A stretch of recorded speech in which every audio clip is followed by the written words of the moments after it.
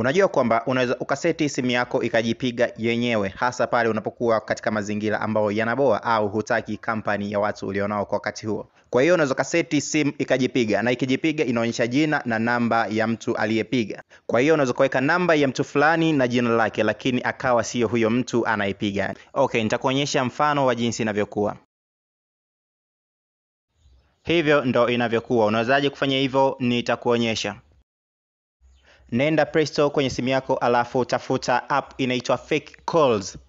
Andika Fake Call alafu search. Kwa hiyo tafuta hii hapo Fake Call, hii hapo Fake Call Prank Friends.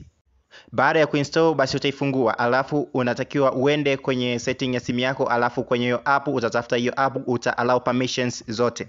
Kwenye simu yangu hivyo ndo navyo allow permissions, kwa hiyo inategemea na simu unayotumia. Mimi na allow permissions zote, inategemea na simu yako. Nenda kwenye apps, alafu manage apps, inategemea na simu. Baada ya kumaliza utarudi kwenye app yako, itakuwa hivyo. Utabonyeza kwenye name ili kuweka jina ambalo litakupigia. Weka jina lolote lile, alafu baada ya hapo utabonyeza kwenye phone ili kuweka namba ambayo unataka ikupigie, namba fake. Unaweza kuweka namba fake au namba yoyote ile, hata ya mtu ambaye yuko kwenye phone book yako. Ukimaliza pembeni tunaona neno limeandika select theme, utabonyeza kisha uta allow permission kwenye select theme. Kwa hiyo hapo kuna theme zote za simu zote.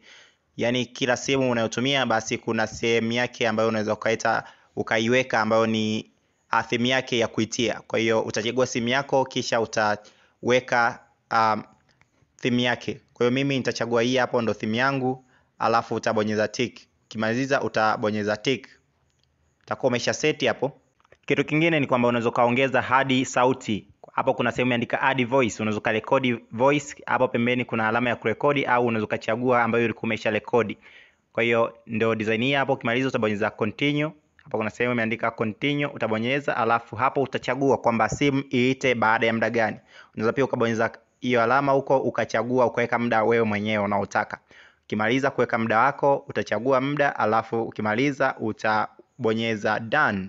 Hapo done. Sasa hapo baada ya muda mchache ule uliochagua kuisha, simu yako itaanza kuita. Unaona? Basi itaita na pia unaweza ukapokea, na itaonekana kama unaongea na mtu kabisa, lakini unakuta hauongei na mtu, ni simu fake kabisa. Hiyo ndio jinsi ya kuweza kujipigia simu au kutengeneza simu fake. Unaona? Hapo nimeweka kama naongea na mtu, lakini mimi siongei na mtu yoyote.